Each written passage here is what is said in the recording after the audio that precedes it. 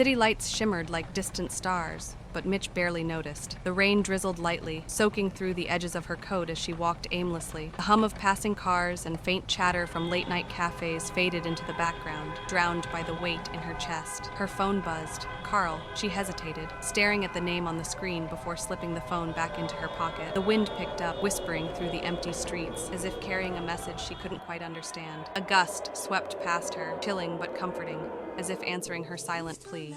That was when she saw him, standing near the cafe she had once visited with Karl, a stranger. Something about him felt familiar, like a forgotten dream. For the first time in a long while, her heart stirred. Maybe it was time to move on.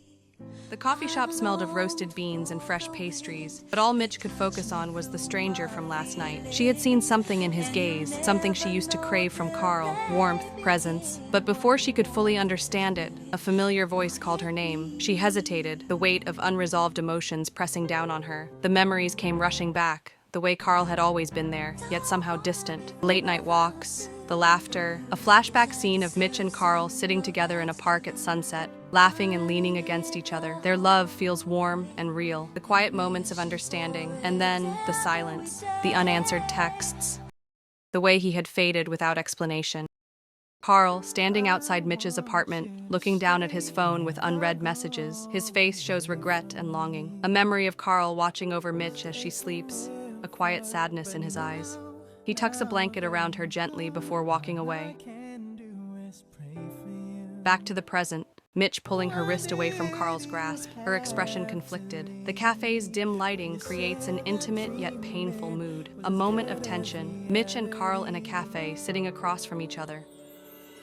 Karl is reaching out for her wrist, his expression desperate, while Mitch looks away, guarded. Memories flooded her mind. The way Karl would stay up late to make sure she got home safe.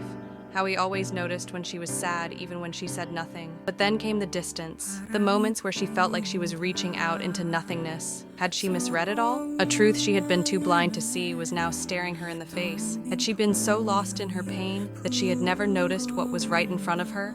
Mitch sat on a park bench, the night air cool against her skin. The city stretched out before her, lights flickering like distant stars. Beside her, Karl sat in silence, as if waiting for the wind itself to carry his words. The past had always felt like a weight on her shoulders, a constant reminder of what could have been. But now, as she sat there, she realized something. The wind never carried the same breeze twice.